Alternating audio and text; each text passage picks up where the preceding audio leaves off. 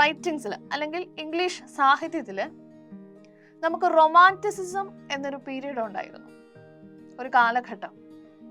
ഈ റൊമാൻറ്റിസിസത്തിൽ എഴുതിയിരുന്ന എല്ലാ എഴുത്തുകാരും സൗന്ദര്യത്തെ, പ്രകൃതിയെ, പ്രണയത്തെ, അങ്ങനെയുള്ള കാര്യങ്ങളെയൊക്കെ വളരെ മനോഹരമായിട്ട് വർണ്ണിക്കുകയും അതിനെക്കുറിച്ച് എഴുതുകയുമായിരുന്നു ചെയ്തിരുന്നത്. അപ്പൊ ഈ കാലഘട്ടത്തിൽ ഈ റൊമാൻറ്റിസിസത്തിലെ വളരെ ഫേമസ് ആയിട്ടുള്ള അനേകം റൈറ്ററുകളിൽ ഒരാളാണ് നമ്മുടെ പോയറ്റ് വേർഡ്സ്വർത്ത് എന്ന് പറയുന്നയാൾ. ഇത്തരം കൂട്ടുകാർ ഓർത്തിരിക്കുക, റൊമാൻറ്റിസിസത്തിൽ ഉണ്ടായ ഒരു പോയമാണിത്. അതുകൊണ്ട് തന്നെ നാച്ചുറൽ എലമെന്റ്സ് അല്ലെങ്കിൽ നേച്ചറിനെ ഇഷ്ടപ്പെടുന്ന, സ്നേഹിക്കുന്ന, നമ്മളെ സ്നേഹിക്കാൻ പ്രേരിപ്പിക്കുന്ന, അല്ലെങ്കിൽ നമ്മളെ കൊണ്ട് തന്നെ കുറെ കാര്യങ്ങൾ ചിന്തിപ്പിക്കുന്ന രീതിയിലുള്ള ഒരു പോയമാണിത്. ഓക്കെ, നമ്മളിപ്പോൾ ചെറുതായിട്ട് വില്യം വേർഡ്സ്വർത്തിനെ കുറിച്ച് ഒന്ന് പഠിച്ചു അല്ലേ? ഒരു ഇൻട്രൊഡക്ഷൻ പോലെ നമ്മൾ ആരാണ് വേർഡ്സ്വർത്ത് എന്നുള്ളത് മനസ്സിലാക്കി. കുറച്ചും കൂടെ ഡീപ്പായിട്ട് നമുക്കൊന്ന് മനസ്സിലാക്കേണ്ട ആവശ്യമുണ്ട്. നിങ്ങളുടെ ടെക്സ്റ്റ് ബുക്കിലുണ്ട് ഒരു ഓതർ പ്രൊഫൈൽ. ഓക്കെ, അപ്പൊ ആ ഓതർ പ്രൊഫൈല് ടീച്ചർ ഒന്ന് വായിക്കാം. എല്ലാ കൂട്ടുകാരും ശ്രദ്ധിച്ചിരിക്കണം കേട്ടോ. William Wordsworth 1772-1850. William Wordsworth was major English romantic poet. Lyrical Ballads, a collection of poems written by William Wordsworth and Samuel Taylor Coleridge, made him a major figure in the literary circle. He became poet laureate in 1843. His famous works include Daffodils, Lucy Gray, The Prelude, etc. In simple ordinary language, Wordsworth presents nature as an antidote to the corrupting influences of society. He is known as the poet of nature. അപ്പൊ എന്താ പറഞ്ഞേക്കുന്നേ? നമ്മൾ പറഞ്ഞു റൊമാൻറ്റിസിസത്തിലെ point ആണ് Wordsworth. പിന്നെ അദ്ദേഹത്തിന്റെ main ആയിട്ടുള്ള ഒരു വർക്കാണ് ദ ലിറിക്കൽ ബാലൻസ് എന്ന് പറയുന്നത്. വേർഡ്സ്വർത്തിന്റെ കൂടെ മറ്റൊരു ആളും കൂടെ എഴുതിയിട്ടുണ്ട്. അദ്ദേഹത്തിന്റെ പേരാണ് സാമുവൽ ടൈലർ കോളറിഡ്ജ്. ഇവര് രണ്ടുപേരും ഇംഗ്ലീഷ് ലിറ്ററേച്ചറിലെ ഫേമസ് റൈറ്റേഴ്സ് ആണ്. ഇവര് രണ്ടുപേരും കൂടെ ജോയിൻ ചെയ്ത് റെഡിയാക്കിയ വർക്കാണ് ദി ലിറിക്കൽ ബാലൻസ് എന്ന് പറയുന്നത്. പിന്നെ പറഞ്ഞിരിക്കുകയാണ് അദ്ദേഹം പോയറ്റ് ലോറേറ്റ് ആയി. പോയറ്റ് ലോറേറ്റ് എന്ന് പറഞ്ഞു കഴിഞ്ഞാൽ ഇംഗ്ലണ്ടിലെ ഒരു പ്രമുഖ സ്ഥാനമാണ്. മീൻസ് ഇംഗ്ലണ്ടിലെ യു നോ ദാറ്റ് അവിടെ രാജഭരണമുണ്ട്, കിങ്, ക്യൂൻ, പ്രിൻസസ് ഒക്കെ ഉണ്ട് അവിടെ. അപ്പൊ അവരുടെ കോർട്ടില് കൊടുക്കുന്ന ഒരു വലിയ ബഹുമതിയാണ് പോയറ്റ് ലോറേറ്റ് എന്നുള്ളത്. അപ്പം 1843 വേർഡ്സ്വർത്ത് അവിടുത്തെ പോയറ്റ് ലോറേറ്റ് ആയിട്ട് മാറി. അപ്പൊ അത് കൂടാതെ daffodils, the prelude, Lucy grey, ഇതൊക്കെയാണ് വേർഡ്സ്വർത്തിന്റെ പ്രധാനപ്പെട്ട വർക്ക്സ് എന്ന് പറയുന്നത്. And the important thing is that he uses the simple language. വളരെ സിമ്പിൾ ആയിട്ടുള്ള ലാംഗ്വേജ് ആണ് വേർഡ്സ്വർത്ത് എപ്പോഴും പ്രസന്റ് ചെയ്യുന്നത്. അതുപോലെ തന്നെ നേച്ചർ എന്ന് പറയുന്ന ഒരു ആന്റിഡോട്ട് ആണ്. ആന്റിഡോട്ട് എന്ന് പറഞ്ഞാൽ എന്താണ്? ഒരു മറുമരുന്ന്, എന്തെങ്കിലും രോഗത്തിനോ പ്രശ്നങ്ങൾക്കോ ഉള്ള മരുന്നിനെയാണ് നമ്മൾ ആന്റിഡോട്ട് എന്ന് പറയുന്നത്. അപ്പൊ കറപ്റ്റിംഗ് ഇൻഫ്ലുവൻസസ് ഓഫ് സൊസൈറ്റി, മറ്റുള്ളവരെ ചൂഷണം ചെയ്യുക, അങ്ങനെയുള്ള കാര്യങ്ങൾക്ക്, അങ്ങനെയുള്ള സൊസൈറ്റിയുടെ ആ ഒരു നേച്ചറിൽ നിന്ന് ഉള്ള ഒരു ആന്റിഡോട്ടാണ് നേച്ചർ എന്ന് പറയുന്നത്. സൊസൈറ്റിയിൽ നിന്ന് രക്ഷപ്പെടാനുള്ള ഒരു ആന്റിഡോട്ടാണ് നേച്ചർ എന്നാണ് പോയറ്റ് ഇവിടെ പറയുന്നത്. So he is known as the poet of nature. അതുകൊണ്ട് തന്നെ വളരെ പ്രകൃതി സ്നേഹിയായ പ്രകൃതിയുടെ പോയറ്റ് എന്നാണ് വേർഡ്സ്വർത്തിനെ കുറിച്ച് പറയുന്നത്. ഓക്കെ, അപ്പൊ എല്ലാ കൂട്ടുകാർക്കും ക്ലിയർ ആയല്ലോ അല്ലേ? Very good. ഇനി നമ്മൾ നേരെ നമ്മുടെ പോയറ്റിലേക്ക് കിടക്കുകയാണ് കേട്ടോ. എന്തായിരുന്നു നമ്മുടെ പോയറ്റിന്റെ പേര്? Lines written in early spring, written by William Wordsworth. അപ്പോൾ ടീച്ചർ പോയം വായിച്ച് എക്സ്പ്ലെയിൻ ചെയ്യാൻ തുടങ്ങുകയാണ്. എല്ലാ കൂട്ടുകാരും ശ്രദ്ധിച്ചിരിക്കുക. Okay. I heard 1,000 blended notes while in a grove I sat reclined. In that sweet mood when pleasant thoughts bring sad thoughts to the mind. എന്താണ് പറഞ്ഞിരിക്കുന്നത്? ഈ പോയം സ്റ്റാർട്ട് ചെയ്യുമ്പോൾ ഇങ്ങനെയാണ് പറഞ്ഞിരിക്കുന്നത്. നമ്മുടെ പോയറ്റ് ഒരു ഗാർഡനിൽ ഇരിക്കുകയാണ്. ഗാർഡനിൽ ഇങ്ങനെ ഇരിക്കാനുള്ള ബെഞ്ചസ് ഒക്കെ ഉണ്ട്. അങ്ങനെ ഒരു ഗാർഡനിൽ നമ്മുടെ പോയറ്റ് അവിടെ ഇരിക്കുകയാണ്. And he was in a very relaxed mood. Sat reclined means relaxed കേട്ടോ. റിലാക്സ്ഡ് മൂഡ് എന്നുള്ളതാണ് ഉദ്ദേശിച്ചിരിക്കുന്നത്. അപ്പൊ he was in a relaxed mood എന്നാണ് കൊടുത്തേക്കുന്നത്. ആൻഡ് ദറ്റ് സ്വീറ്റ് മൂഡ്, ആ റിലാക്സ് മൂഡിനെ നമ്മുടെ പോയിന്റ് പറഞ്ഞിരിക്കുന്നതാണ് സ്വീറ്റ് മൂഡ് എന്നുള്ളത്. അപ്പൊ ആ സ്വീറ്റ് മൂഡിൽ പോയിന്റിന് കുറെ പ്ലസന്റ് തോട്ട്സ് എന്ന് പറഞ്ഞാൽ എന്താണ്? ഹാപ്പി തോട്ട്സ്, കുറെ ഹാപ്പി ആയിട്ടുള്ള തോട്ട്സ് പോയിന്റിന്റെ മൈൻഡിലേക്ക് വന്നു. Bring sad thoughts to the mind, എപ്പോഴാണ് ആ ഹാപ്പി തോട്ട്സ് ഒന്ന് മനസ്സ് സന്തോഷപ്പെട്ടത്, അതേ സമയത്ത് തന്നെ കുറെ സങ്കടപ്പെടുത്തുന്ന വിഷമിപ്പിക്കുന്ന രീതിയിലുള്ള കുറെ ചിന്തകളും കൂടെ അദ്ദേഹത്തിന്റെ മനസ്സിലേക്ക് ഒരുമിച്ച് വരികയാണ്. ആദ്യത്തെ 4 ലൈൻസ് നിങ്ങൾക്ക് ക്ലിയർ ആയല്ലോ അല്ലേ? ശരി, അപ്പൊ നമുക്കിനി ബാക്കി ലൈൻസ് എന്താണെന്ന് നോക്കാം. To her fair works did nature link the human soul that through me ran, and much grieved my heart to think what man has made of man. അപ്പം പോയിന്റ് പറയാണ്, അല്ലെങ്കിൽ വേർഡ്സ് എടുത്ത് പറയുകയാണെങ്കിൽ, ഹ്യൂമൻ സോൾസും നേച്ചറും വളരെ linked ആയിട്ടുള്ള 2 കാര്യങ്ങളാണ്. രണ്ടും 2 രീതിയിലുള്ളതാണ്. ഒന്ന് ഹ്യൂമൻ സോളും മറ്റത് നേച്ചറും. പക്ഷെ എന്തെന്നാലും രണ്ടും അങ്ങോട്ടും ഇങ്ങോട്ടും കണക്റ്റഡ് ആണ്. അത് ഓർക്കുമ്പോൾ തന്നെ ഗ്രീവിംഗ് എന്ന് പറഞ്ഞിട്ടുണ്ടെങ്കിൽ അദ്ദേഹത്തിന്റെ വിഷമാണ്, സാഡ്നെസ്. ഓക്കെ, ആ സാഡ്നെസ് ആണ് കാണിക്കുന്നത്. ഓർത്ത് ചിന്തിച്ച് വിഷമിക്കുകയാണ്. എന്താണ് ചിന്തിക്കുന്നത്? What man has made of man. മനുഷ്യന് വേണ്ടി എന്ത് ചെയ്തു? മനുഷ്യന് വേണ്ടി എന്ത് ചെയ്തു? നമ്മളെല്ലാവരും ജീവിക്കുന്നത് നമുക്ക് വേണ്ടിയാണ് അല്ലേ? അപ്പൊ ഞാൻ എന്തെങ്കിലും ചെയ്താൽ അതിന്റെ ഗുണം ആർക്കാണ്? എനിക്കാണ്. ശരിയല്ലേ? അപ്പൊ അത് അറിയാവുന്നത് കൊണ്ട് പോയിട്ട് ചോദിച്ചിരിക്കുകയാണ്, what man has made of man. മനുഷ്യന് വേണ്ടി എന്താണ് ചെയ്തിട്ടുള്ളത്, അല്ലെങ്കിൽ എന്താണ് ചെയ്യുന്നത് എന്നാണ് പോയിന്റ് ഇവിടെ ചോദിച്ചിരിക്കുന്നത്. അപ്പം ആദ്യത്തെ 8 ലൈൻസ് 2 സ്റ്റാൻസാസ് നമ്മൾ വായിച്ചു, എക്സ്പ്ലെയിൻ ചെയ്തു. എല്ലാ കൂട്ടുകാർക്കും മനസ്സിലായല്ലോ അല്ലേ? ഓക്കെ, അങ്ങനെയാണെങ്കിൽ ഇനി നമുക്ക് അടുത്ത ലൈൻസിലേക്ക് പോകാം. ബാക്കി നോക്കാം നമുക്ക്. ശരി, എല്ലാ കൂട്ടുകാരും ശ്രദ്ധിച്ചോളാം. Through primrose tufts in that green bower, the periwinkle trailed its roots, and 'tis my faith that every flower enjoys the air it breathes. Primrose എന്ന് പറഞ്ഞാൽ ഒരു ഫ്ലവറിന്റെ പേരാണ് കേട്ടോ. അതുപോലെ തന്നെ പെരിവിങ്കിൾ, അതൊരു ബ്ലൂ കളർ ഫ്ലവേഴ്സ് ആണ്. അപ്പം ഇത് രണ്ടും എന്താണ്? ഫ്ലവേഴ്സ് ആണ്. എവിടെയുള്ളത്? പോയിട്ട് ഒരു ഗാർഡനിലാണ് ഇരിക്കുന്നതെന്ന് ടീച്ചർ പറഞ്ഞായിരുന്നു അല്ലേ? ആ ഗാർഡനിലുള്ള പൂക്കളുടെ കാര്യമാണ് പറയുന്നത്. ടഫ്സ് എന്ന് പറഞ്ഞിട്ടുണ്ടെങ്കിൽ ഗ്രൂപ്പ് എന്നാണ്, കൂട്ടം. ഇവിടെ എന്താണ് ഉദ്ദേശിച്ചിരിക്കുന്നതെന്ന് വെച്ച് കഴിഞ്ഞിട്ടുണ്ടെങ്കിൽ, കുറെ പൂക്കൾ ഇങ്ങനെ ഒട്ടിച്ചേർത്ത് അടുക്കി വെച്ച് കഴിയുമ്പോൾ ഒരു വലിയ ബൊക്കെ പോലെ ഒരു കൂട്ടമായിട്ട്, ഒരു കെട്ടായിട്ട് നമുക്ക് ഫീൽ ചെയ്യത്തില്ലേ?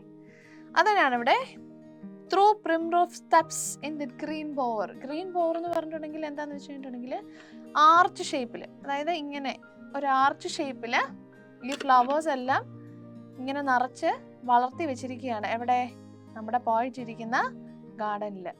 ഓക്കെ, അപ്പൊ ഈ ആർച്ച് ഷേപ്പിന് ഗ്രീൻ ബോവർ. അതിന് ഗ്രീൻ ബോവർ എന്ന് പറഞ്ഞിട്ടുണ്ടെങ്കിൽ ആ പൂക്കൾ വളർന്നവരൊപ്പം അതിന്റെ ബ്രാഞ്ചസും ഇലകളും എല്ലാം ഉണ്ടല്ലേ, വള്ളികളും ഇങ്ങനെ എല്ലാം നന്നായി വളർന്നു കിടപ്പുണ്ട്. അപ്പൊ അതുകൊണ്ട് ഗ്രീൻ ബോവർ എന്ന് കൊടുത്തിരിക്കുകയാണ്. ആ പച്ചപ്പ് നിറഞ്ഞ പ്രദേശം എന്നാണ്. അപ്പോൾ പൂക്കളും ഇലകളും എല്ലാം ഉള്ള, അതിന്റെ എല്ലാം കൂട്ടങ്ങളുള്ള ആ പച്ചപ്പ് നിറഞ്ഞ നല്ല ഭംഗിയായിട്ട് നിൽക്കുന്ന ആ ഒരു പ്രദേശത്തിലാണ് പോയിട്ടപ്പ് ഇരിക്കുന്നത്. വളരെ സുന്ദരമായ കാഴ്ചകളാണല്ലേ? അല്ലെങ്കിൽ എത്ര മനോഹരമാണ് പ്രകൃതിയിലെ കാഴ്ചകൾ കാണാൻ. നിങ്ങൾ അങ്ങനെ പ്രകൃതിയിലെ സൗന്ദര്യം ആസ്വദിച്ചിട്ടുണ്ടോ ആരെങ്കിലും എപ്പോഴെങ്കിലും? ഇല്ലെങ്കിൽ ഇനി ഒന്ന് ആസ്വദിക്കണം കേട്ടോ. വളരെ മനോഹരമാണ് ദൈവം സൃഷ്ടിച്ചിരിക്കുന്ന ഭൂമി എന്ന് പറയുന്നത്. Okay, and the third and fourth line says that 'tis my faith that every flower enjoys the air it breathes. എന്ന് പറഞ്ഞാൽ എന്താണ്? അവിടെയുള്ള ഓരോ പൂക്കളും, ഓരോ ചെറിയ ഇലകളും പൂക്കളും പോലും ആ സസ്യങ്ങൾ ബ്രീത്ത് ചെയ്യും അല്ലേ? അവർ കാർബൺ ഡൈ ഓക്സൈഡ് സ്വീകരിക്കുന്നതൊക്കെ നമ്മൾ ബയോളജി ക്ലാസ്സിൽ പഠിക്കാറുണ്ട് അല്ലേ?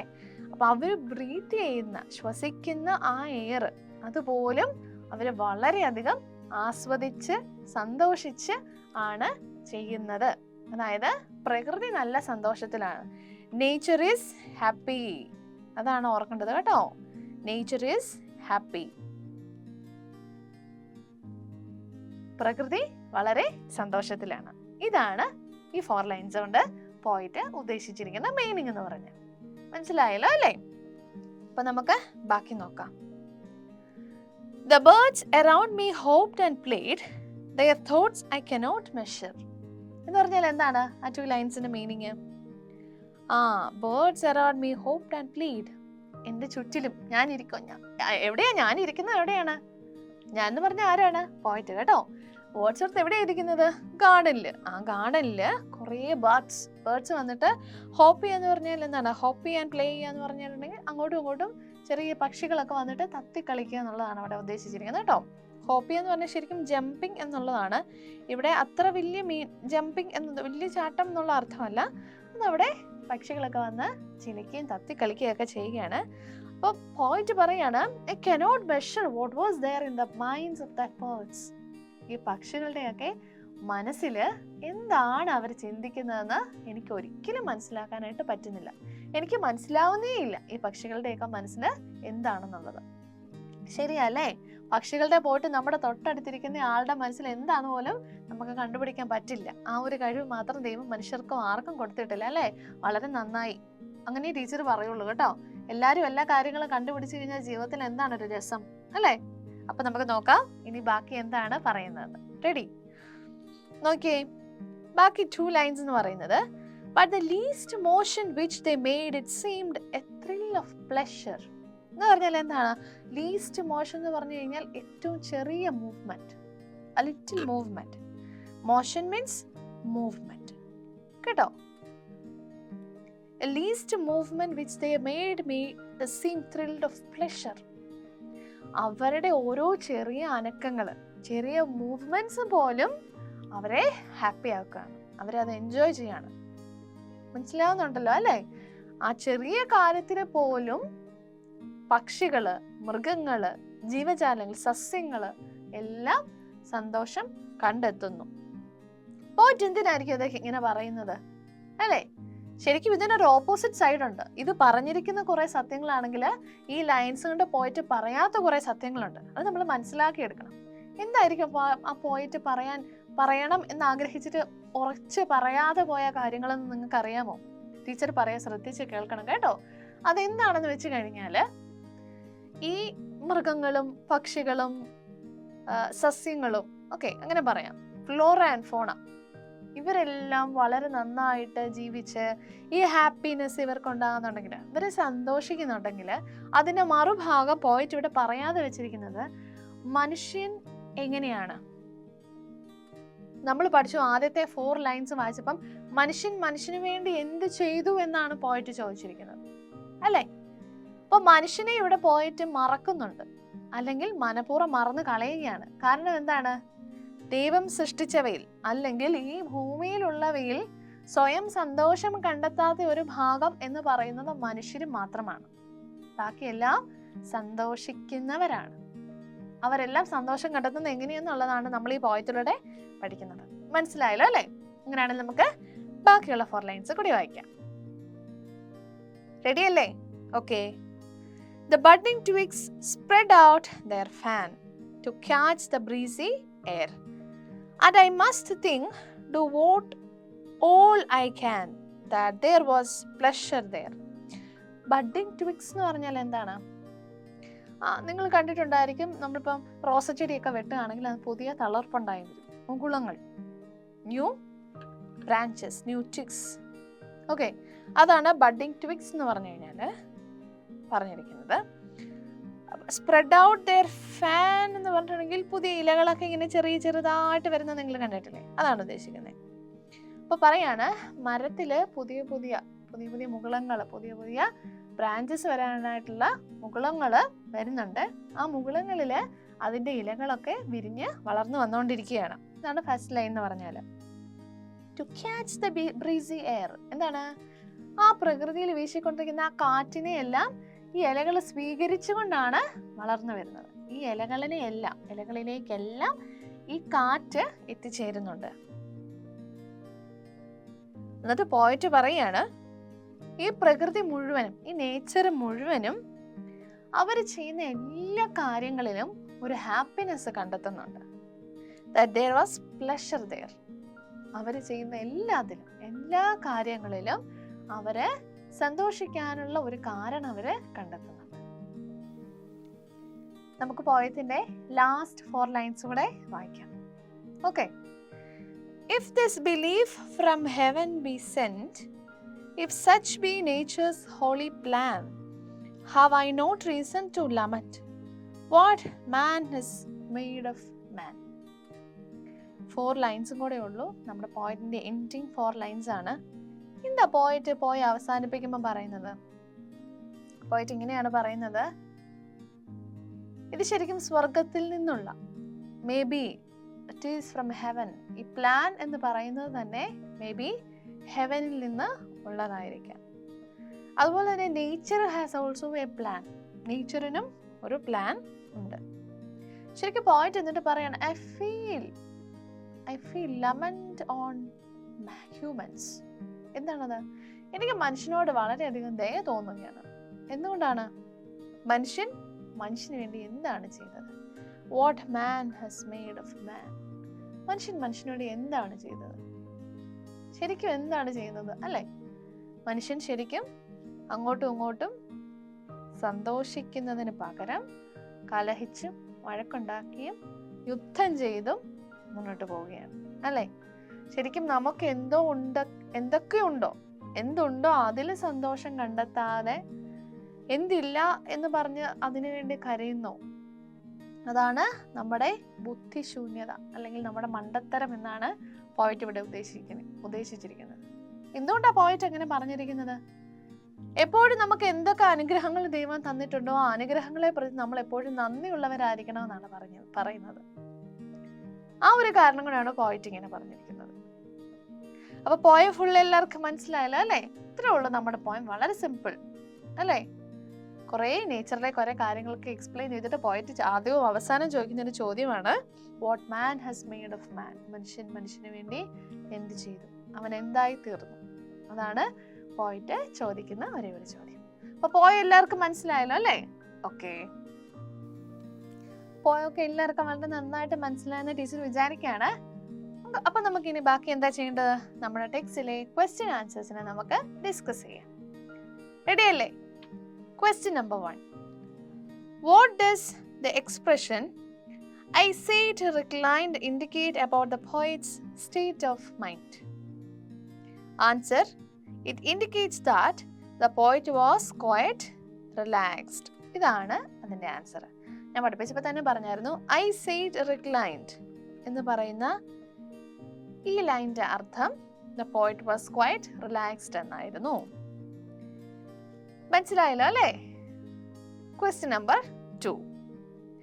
Why does the poet feel sad while reclining in the grove? He feels sad because sad thoughts came to his mind. He thinks how man mistreats man and brings unhappiness around. അപ്പോൾ എന്താണ് ചോദ്യം? പോയിറ്റ് എന്തുകൊണ്ടാണ് sad ആയതെന്നുള്ളതാണ്. എവിടെ ഇരുന്നപ്പോൾ? നമ്മുടെ ഗാർഡനിൽ ഇരുന്നപ്പോൾ പോയിറ്റ് സാഡ് ആയത് എന്തുകൊണ്ടാണ്?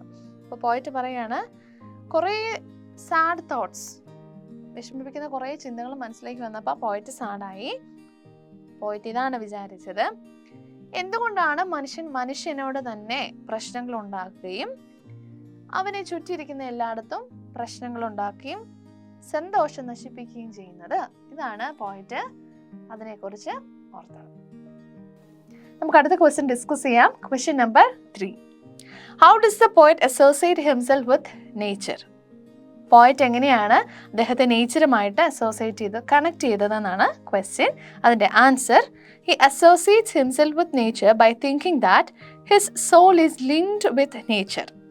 Nature and man share the same soul and they are connected. അപ്പോൾ പോയിറ്റ് വിശ്വസിച്ചിരുന്നത് എങ്ങനെയാണ്? അദ്ദേഹത്തിന്റെ സോളും നേച്ചറിന്റെ സോളും കൂടി തമ്മിൽ കണക്റ്റഡ് ആണ്, അന്ന് തമ്മിൽ ലിങ്ക്ഡ് ആണ്, കണക്ട് ചെയ്യപ്പെട്ടിട്ടുണ്ട്, ഒരുമിച്ചാണ് പോകുന്നത്. അപ്പോൾ അതുപോലെ തന്നെ പ്രകൃതിയും മനുഷ്യനും അതുകൊണ്ട് തന്നെ ഒരേ ബന്ധപ്പെട്ട് കിടക്കുന്ന ആളുകളാണ്. അപ്പോൾ അവർ മുന്നോട്ട് ഒരുമിച്ച് പോകണം. ഇതായിരുന്നു പോയിറ്റിന്റെ ആ ഒരു ചിന്താഗതി എന്ന് പറയുന്നത്. അപ്പോൾ നമുക്ക് അടുത്ത ക്വസ്റ്റ്യനിലേക്ക് പോകാം അല്ലേ? Question number 4. And much it grieved my heart to think, or what man has made of man. What do these lines convey? ഈ രണ്ട് ലൈൻസും എന്ത് മീനിങ് ആണ് തരുന്നത് എന്നുള്ളതാണ് question. Answer: These lines convey the sadness of the poet who sees how man can mistreat his fellow beings. The wars and bloodshed that man makes is against the principle of nature. Nature asks us to enjoy the peace and beauty that God has given us. But we quarrel and fight, making us unhappy all the time. എന്താ പറഞ്ഞേക്കുന്നത്? അപ്പം മനുഷ്യരോട് തന്നെ ചെയ്യുന്ന മിസ്ട്രീറ്റ്മെൻറ്റ്, അതായത് ചെയ്യുന്ന മോശമായ കാര്യങ്ങളെല്ലാം കണ്ടിട്ട് പോയിറ്റിൻ്റെ സാഡ്നെസ്, വിഷമമാണ് നമ്മൾ അവിടെ കാണുന്നത്. അതുപോലെ തന്നെ യുദ്ധം ചെയ്യുക, അങ്ങോട്ടും ഇങ്ങോട്ടും ആൾക്കാരെ കൊല്ലുക, ബ്ലഡ് ഷെഡ്, രക്തം ചൊരിയുന്നത്, ഇങ്ങനെയുള്ള കാര്യങ്ങളൊക്കെ പ്രകൃതിയുടെ നിയമത്തിന്, പ്രിൻസിപ്പിൾ ഓഫ് നേച്ചർ, പ്രകൃതിയുടെ നിയമത്തിന് എതിരാണ്. അതുകൊണ്ട് തന്നെ ദൈവം തന്നിരിക്കുന്ന സൗന്ദര്യവും നമുക്ക് ഇഷ്ടപ്പെടാനായിട്ട്, ആസ്വദിക്കാനായിട്ട് തന്നിരിക്കുന്ന എല്ലാ കാര്യങ്ങളും സന്തോഷത്തോടെ മുന്നോട്ട് കൊണ്ടുപോകണം. അല്ലാതെ അതിന് പകരമായിട്ട് വഴക്കുണ്ടാക്കി നമ്മുടെ ജീവിതം അൺഹാപ്പി ആയിട്ട് മാറ്റരുത് എന്നാണ് പോയിന്റ് ആ ലൈൻസിൽ കൂടെ ഉദ്ദേശിക്കുന്നത്. Question number 5. What makes the poet think that every flower enjoys its existence?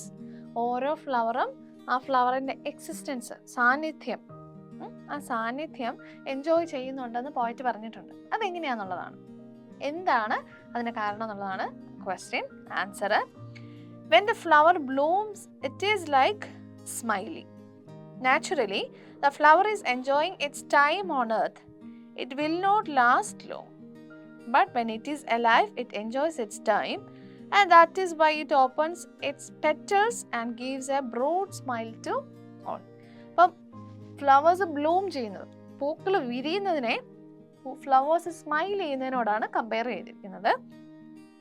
അപ്പം അങ്ങനെയാണ് പറയുകയാണെങ്കിൽ ഈ ഫ്ലവേഴ്സൊക്കെ നമ്മുടെ ഭൂമിയിലുള്ള സമയത്ത് അത് എൻജോയ് ചെയ്യുമായിരിക്കും, അത് ലോങ് ലാസ്റ്റിംഗ് ആയിരിക്കും, ഹാപ്പി ആയിരിക്കും. അപ്പം അതിൻ്റെ ആ ലൈഫ് അത് എൻജോയ് ചെയ്യുന്നുണ്ട്, അതുകൊണ്ടാണ് അത് സ്മൈൽ ചെയ്യുന്നത്. എന്ന് പറഞ്ഞാൽ എന്താണ്, ഒട്ടായിട്ടിരിക്കുന്ന ആ ബഡ് അതിങ്ങനെ വിടർന്ന് ബ്ലൂം ചെയ്ത് ഫ്ലവർ ആയിട്ട് വരുന്നതിനെയാണ് അതിൻ്റെ ഹാപ്പിനെസ് അത് എൻജോയ് ചെയ്യുന്നുണ്ടെന്ന് പോയിട്ട് ഉദ്ദേശിച്ചിരിക്കുന്നത്. മനസ്സിലായല്ലോ അല്ലേ? ശരി. Question number 6. What is the nature's holy plan? How does man work against it?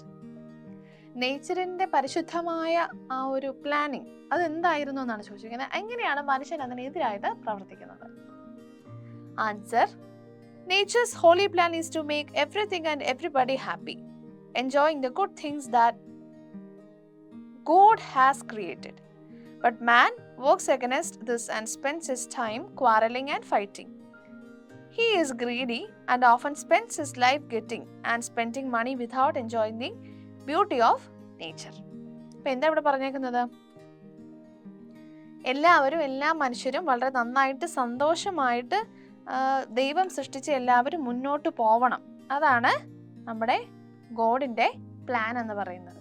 Okay, അപ്പം എന്താ പറഞ്ഞത്? അതിന് പകരമായിട്ട് ക്വാറൽ ചെയ്തും ഫൈറ്റ് ചെയ്തും ഒന്നും മനുഷ്യർ മുന്നോട്ട് പോകാൻ പാടില്ല. മനുഷ്യർ സുഖമായിട്ട് സന്തോഷമായിട്ട് മുന്നോട്ട് പോകണം, അതാണ് പ്ലാൻ. ക്ലിയർ ആണല്ലോ അല്ലേ? ലാസ്റ്റ് ക്വസ്റ്റ്യൻ ആണ്, ക്വസ്റ്റ്യൻ നമ്പർ 7.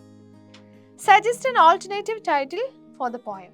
പോയത്തിന് മറ്റൊരു പേര്, lines in the early spring എന്നായിരുന്നു നമ്മുടെ പോയത്തിന്റെ ടൈറ്റിൽ അല്ലേ? അപ്പോൾ അതിന് മറ്റൊരു ഓൾട്ടർനേറ്റീവ്, പകരമായിട്ട് മറ്റൊരു പേര് കൊടുക്കാമോ എന്നാണ് ചോദിച്ചിരിക്കുന്നത്.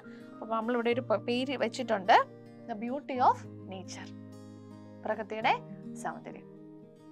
അപ്പോൾ നമ്മുടെ ക്വസ്റ്റ്യൻ ആൻസേഴ്സ് എല്ലാം ഡിസ്കസ് ചെയ്ത് തീർന്നു. എല്ലാ ക്വസ്റ്റ്യൻ ആൻസറും നിങ്ങൾക്ക് മനസ്സിലായിട്ടുണ്ടല്ലോ അല്ലേ? Very good. ഓക്കെ, നമ്മളിനി അടുത്തതായിട്ട് ആക്ടിവിറ്റീസിലേക്കാണ് പോകുന്നത്. അപ്പോൾ നമ്മുടെ ഫസ്റ്റ് ആക്ടിവിറ്റി എന്താണെന്ന് നമുക്ക് നോക്കാം. Activity 1.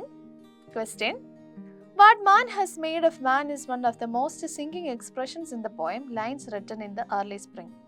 It describes the feelings of Wordsworth, the poet, and his thoughts about human activities against the nature. What made the poet think so? പറഞ്ഞിരിക്കുന്ന ക്വസ്റ്റ്യൻ ഇങ്ങനെയാണ്: മനുഷ്യന് വേണ്ടി എന്താണ് ചെയ്തത് എന്നുള്ളത് നമ്മുടെ പോയത്തിൽ തന്നെ വളരെ പ്രധാനപ്പെട്ട ഒരു എക്സ്പ്രഷനാണ്, പോയറ്റിൻ്റെ ഒരു തിങ്കിങ് ആണ്. അപ്പോൾ പോയറ്റിൻ്റെ തന്നെ സ്വന്തം ഒരു ഫീലിംഗ് ആണ് അവിടെ കൊടുത്തിരിക്കുന്നത്. അപ്പം അങ്ങനെ ചിന്തിക്കാനുള്ള കാരണം എന്തെന്നാണ് അവിടെ കൊടുത്തിരിക്കുന്നത്. അപ്പോൾ അതിൻ്റെ ആൻസർ ഇങ്ങനെയാണ്: Wordsworth thoughts about the human world. പോയിട്ട് ലോകത്തെക്കുറിച്ച് എന്ത് ചിന്തിച്ചു, എങ്ങനെ ചിന്തിച്ചു, ഇതൊക്കെയാണ് അതിനുള്ള കാരണം എന്ന് പറയുന്നത്. First one, the human world is full of quarrels and fights. It is full of pain and misery, disease and death. The misery is caused by man himself, as he does not love his fellow beings and help others. 3 points ആണ് പറഞ്ഞേക്കുന്നത്. First point എന്താണ്? ലോകത്തിൽ മുഴുവൻ ഭയങ്കര ക്വാറൽസ് and fights, വഴക്കുകളും അടിപിടികളും ഒക്കെയാണ് നടക്കുന്നത്. ഇനി എന്താ പറഞ്ഞിരിക്കുന്നത്? Pain and misery. എന്താണ്? ഭയങ്കര വേദനകളും ദുരിതങ്ങളുമാണ്. മിസറി എന്ന് പറഞ്ഞാൽ ദുരിതമാണ്. വേദനകളും ദുരിതങ്ങളും അതുപോലെ തന്നെ രോഗങ്ങളും മരണവുമാണ് ഇപ്പോൾ ലോകത്തിലുള്ളത്. അവസാനം പോയിട്ട് പറഞ്ഞിരിക്കുന്നത് എന്താണ്? ഈ ദുരിതത്തിനെല്ലാം കാരണം മനുഷ്യർ തന്നെയാണ്. എന്തുകൊണ്ടാണ്? Does not love his fellow beings. നമ്മുടെ കൂടെയുള്ള മറ്റുള്ളവരെ നമ്മൾ സ്നേഹിക്കുന്നുമില്ല, ആരെയും നമ്മൾ സഹായിക്കുന്നുമില്ല. ഇതൊക്കെയാണ് ഇതിനുള്ള കാരണം എന്നാണ് പോയിട്ട് പറഞ്ഞിരിക്കുന്നത്. ഫസ്റ്റ് ആക്ടിവിറ്റി എല്ലാവർക്കും മനസ്സിലായല്ലോ അല്ലേ? ഓക്കെ, ഇനി നമുക്ക് നമ്മുടെ സെക്കൻഡ് ആക്ടിവിറ്റിയിലേക്ക് പോകാം. Activity 2. William Wordsworth's poem Lines Written in Early Spring is appealing to the readers because of its poetic devices. Fill in the boxes with suitable examples from the poem. ഇപ്പോൾ പറഞ്ഞിരിക്കുന്നത് എന്താണ്? നമ്മുടെ poem വായിക്കുന്ന ആളുകൾക്ക് ഇഷ്ടപ്പെടാനുള്ള പ്രധാനപ്പെട്ട കാരണം പോയറ്റിക് ഡിവൈസസ് ആണ്.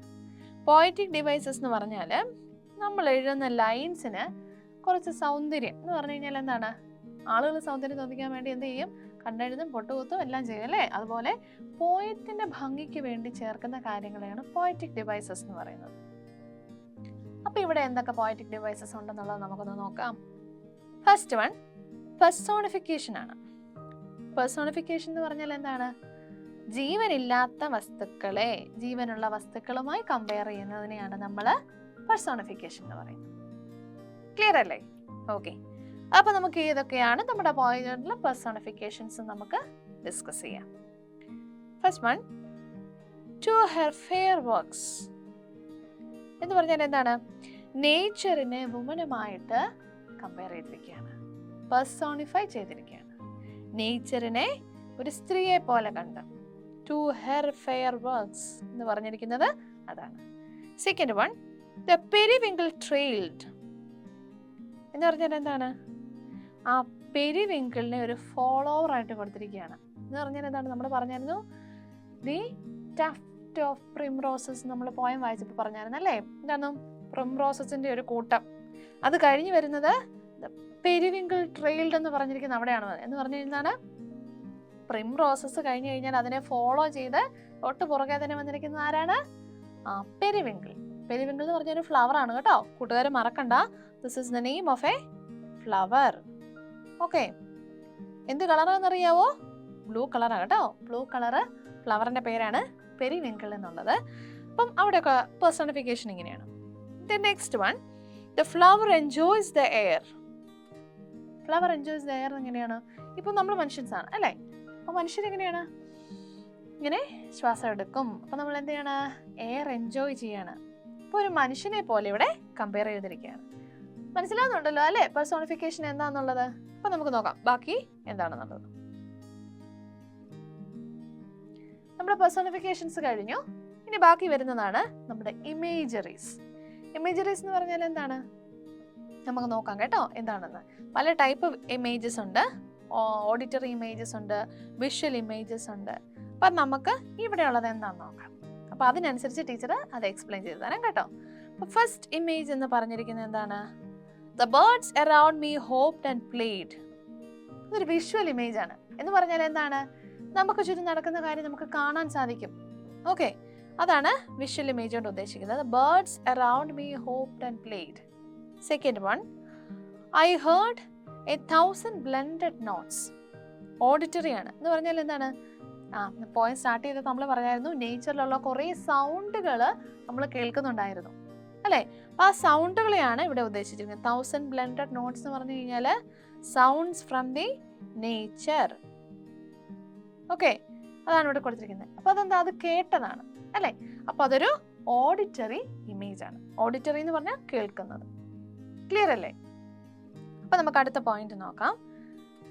Through primrose steps in that green bower the periwinkle trailed it's Reds എന്ന് പറഞ്ഞാൽ എന്താണ്? ഒരു വിഷ്വൽ ട്രീറ്റ് ആണ്. എന്താണ്? ആ പ്രിംറോസ് ഫ്ലവേഴ്സും അതുപോലെ തന്നെ നമ്മുടെ പെരിവിങ്കിൾ ഫ്ലവേഴ്സും നിൽക്കുന്ന കാര്യം ഞാൻ പറഞ്ഞിട്ടുണ്ടായിരുന്നു. എങ്ങനെയാണ്? ഒരു ഗ്രീൻ ബോവറിൽ. ഓർക്കുന്നുണ്ടല്ലോ അല്ലേ? അപ്പൊ അതൊരു വിഷ്വൽ ഇമേജ് ആണ്. എന്താണ്? നമുക്ക് നമ്മുടെ കണ്ണുകൊണ്ട് കാണാനായിട്ട് പറ്റും. ക്ലിയർ അല്ലേ? അതാണ് വിഷ്വൽ ഇമേജ് കൊണ്ട് ഉദ്ദേശിച്ചിരിക്കുന്നത്. ഇനി ഒരു ഇമേജും കൂടെ നമുക്ക് ഡിസ്കസ് ചെയ്യാനുണ്ട്. അതെന്താണ്? The budding twigs spread out their fan to catch the breezy air. അതും വിഷ്വൽ ഇമേജ് ആണ്. മരത്തിൽ മുകുളങ്ങളൊക്കെ വന്ന ഇലകളൊക്കെ വിരിയുന്നത് നമുക്ക് കാണാൻ പറ്റുന്നതാണ് അല്ലേ? അപ്പോൾ ഇതാണ് visual images. Imageries in the poem. 4 images ആണ് നമ്മുടെ പോയത്തിൽ നമുക്ക് ഉള്ളത് പഠിക്കാനായിട്ട്. ഇത് നിങ്ങൾ പഠിക്കണം കേട്ടോ. നിങ്ങൾക്ക് ഏതെങ്കിലുമൊക്കെ തരത്തിൽ എക്സാമിന് ചോദിക്കാം. ഓക്കെ അല്ലേ? ഇനി നമുക്ക് പറയാനുള്ളത് നമ്മുടെ പോയത്തിൻ്റെ റൈം സ്കീമാണ്. എന്താണ് റൈം സ്കീം? ABAB. ഇതാണ് നമ്മുടെ പോയത്തിൻ്റെ റൈം സ്കീം. അപ്പോൾ മനസ്സിലായല്ലോ അല്ലേ? പോയറ്റിക് ഡിവൈസസ് എല്ലാവർക്കും മനസ്സിലായല്ലോ? Very good. ഓക്കെ, ആക്ടിവിറ്റി 3 ആണ് ഇനി നമ്മൾ ഡിസ്കസ് ചെയ്യാൻ പോകുന്നത്. To her fair works did nature link the human soul that through me ran. These lines speak about man's vital relationship with nature. Discuss and write an appreciation of the poem. ആ മോളിൽ തന്നിരിക്കുന്ന 2 lines ഹ്യൂമനും നേച്ചറും തമ്മിലുള്ള പ്രധാനപ്പെട്ട ഒരു ബന്ധം, റിലേഷൻഷിപ്പാണ് കാണിക്കുന്നത്.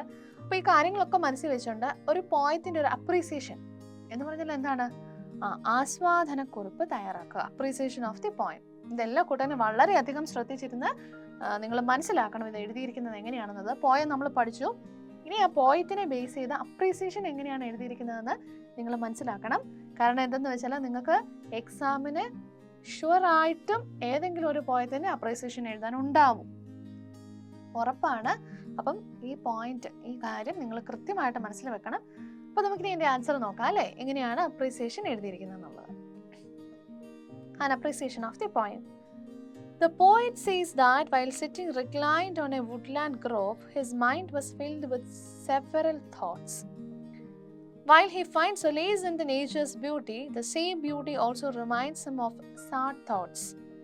The speaker appreciates the nature for her godlike abilities of linking a human soul to herself, but he also feels grief while thinking about how cruel man has separated himself from Mother Nature.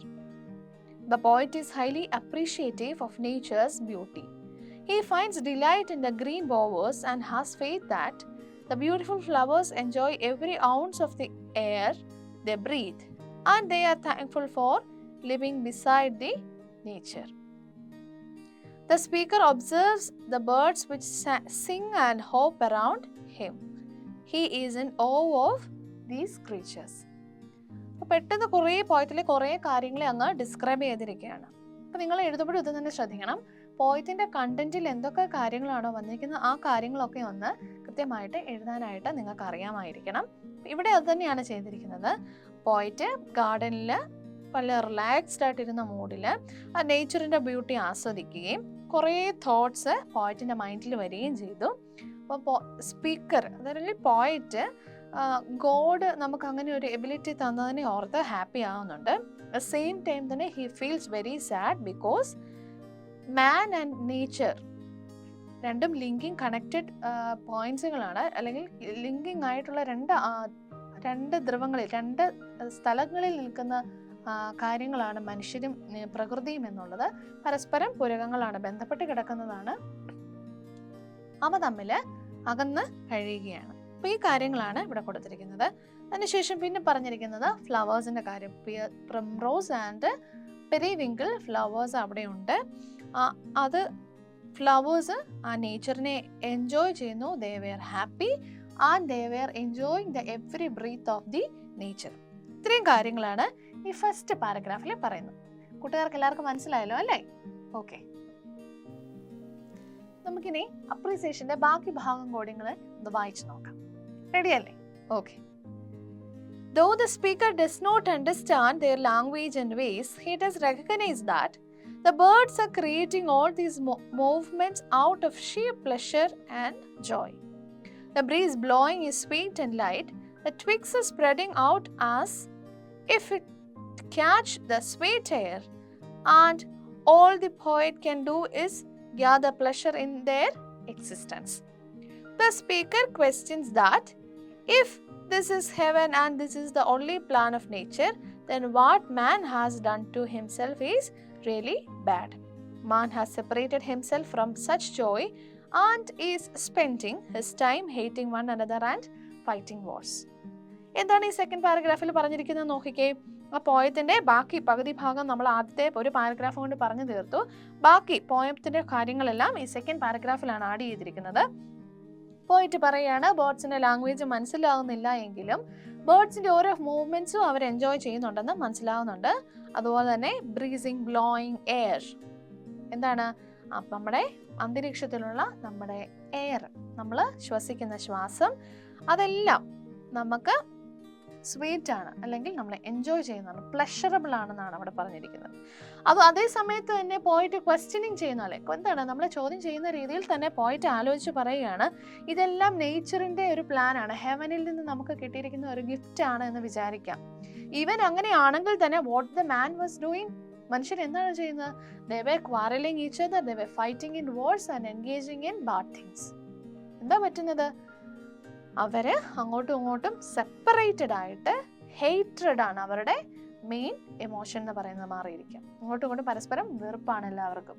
അതാണ് പാരഗ്രാഫിന്റെ ബാക്കിയുള്ള ഭാഗത്ത് explain ചെയ്തിരിക്കുന്നത്. തീർന്നില്ല കേട്ടോ, കുറച്ചും കൂടി ഉണ്ട്. നമ്മൾ ഇനി ഉടനെ അത് തന്നെയാണ് വായിക്കാൻ പോകുന്നത്. അപ്പൊ നമുക്ക് ബാക്കി കൂടി വായിച്ചു നോക്കാം. റെഡി അല്ലേ? ഓക്കെ. ഇനി പോയത്തിന്റെ മൊത്തത്തിലൊന്ന് പറയാണ്, എങ്ങനെയാന്ന് നോക്കാം. The poem has 6 quatrains and the rhyming scheme is ABAB. There are examples of personification. There is fine visual and auditory imagery. We too feel like the poet reclining on the grove watching the flowers and listening to the music of the birds. Nature is really beautiful. ഇവിടെയാണ് നമ്മുടെ appreciation തീരുന്നത്. എന്താ last പാരഗ്രാഫിൽ പറഞ്ഞിരിക്കുന്നത്? ആ പോയവുമായി ബന്ധപ്പെട്ട പോയത്തിലെ Wordsworth explain ചെയ്ത എന്തൊക്കെ ideas ആണോ നമുക്ക് പറയാനുണ്ടായിരുന്നത് അത് നമ്മൾ 1 അല്ലെങ്കിൽ 2 പാരഗ്രാഫ് കൊണ്ട് എക്സ്പ്ലെയിൻ ചെയ്ത് തീർത്തു. മനസ്സിലാവുന്നുണ്ടല്ലോ അല്ലേ എല്ലാ കൂട്ടുകാർക്കും? അതിനുശേഷം ആ പോയത്തിൽ അകത്ത് നിന്ന് നമുക്ക് എന്തൊക്കെ കാര്യങ്ങളാണ് പോയറ്റിക് ഡിവൈസസ് നമ്മൾ എക്സ്പ്ലെയിൻ ചെയ്തായിരുന്നു അല്ലേ? പഠിച്ചപ്പോൾ നമ്മൾ പോയറ്റിക് ഡിവൈസസ് എക്സ്പ്ലെയിൻ ചെയ്തായിരുന്നു. അപ്പം എല്ലാം ഒന്നും എക്സ്പ്ലെയിൻ ചെയ്യേണ്ട, മൊത്തത്തിലൊരു ഓവറോൾ ഐഡിയ കൊടുക്കുക. ഇന്നതാണ് പോയത്തിൻ്റെ ഐഡിയ, ഇന്നതാണ് പോയത്തിൻ്റെ ഫീച്ചേഴ്സ്. അതാണ് ലാസ്റ്റ് പാരഗ്രാഫിൽ സമ്മിങ് അപ്പ് പോലെ കൊടുത്തിരിക്കുന്നത്. ഇതാണ് പോയം ഹാസ് 6 quatrains എന്ന് പറഞ്ഞാൽ ഇതാണ് 6 പാരഗ്രാഫ്സ് പോലെയാണ്. 6 quatrains എന്ന് പറഞ്ഞാൽ അതാണ് സ്റ്റാൻസാസ് ആണ് കൊടുത്തിരിക്കുന്നത്. അത് റൈം സ്കീം ABAB ആണ്. പെർസോണിഫിക്കേഷൻ്റെ എക്സാമ്പിൾസ് എല്ലാം കൊടുത്തിട്ടുണ്ട്. ഓഡിറ്ററി വിഷ്വൽ ഇമേജസ് പോയത്തിൽ ആഡ് ചെയ്തിട്ടുണ്ട്. അപ്പം നമുക്ക് എന്താണ് തോന്നുന്നത്? ഇത്രയും കാര്യങ്ങൾ ഈ പോയത്തിൽ ആഡ് ചെയ്തിരിക്കുന്നത് കൊണ്ട് പോയറ്റ് അവിടെ ഇരുന്ന് ഇതെല്ലാം കണ്ട് ആസ്വദിക്കുന്ന സെയിം ഫീലിംഗ് ഇത് വായിക്കുന്ന ഓരോ വായനക്കാർക്കും കിട്ടുന്നുണ്ട് എന്നാണ് പറയുന്നത്. നമ്മൾ ഫൈനൽ ഒരു സെന്റൻസ് ആഡ് ചെയ്യാണ്, നേച്ചർ ഈസ് റിയലി ബ്യൂട്ടിഫുൾ. അത് ആരുടെ വായിൽ നിന്ന് വരേണ്ട ഒരു വാചകമാണ്. ശരിക്കും നേച്ചർ എൻജോയ് ചെയ്ത ഒരു വ്യക്തി പറയേണ്ട ഒരു കാര്യമാണ്, the nature is really beautiful. അത് ഇവിടെ പോയറ്റ് അവസാനം ആഡ് ചെയ്യുന്നതിനായിട്ട് നമ്മൾ എഴുതി ചേർക്കാണ്. ഇങ്ങനെയാണ് പോയത്തിൻ്റെ അപ്രീസിയേഷൻ എഴുതുന്നത്. വളരെ എളുപ്പമാണ്. പോയം നമുക്കറിയാമെങ്കിൽ നമുക്കതിനെക്കുറിച്ച് കൃത്യമായിട്ട് എഴുതാൻ സാധിക്കും. അപ്പോൾ എല്ലാ കൂട്ടുകാർക്കും മനസ്സിലായെന്ന് വിചാരിക്കുകയാണ്. ഓക്കെ അല്ലേ?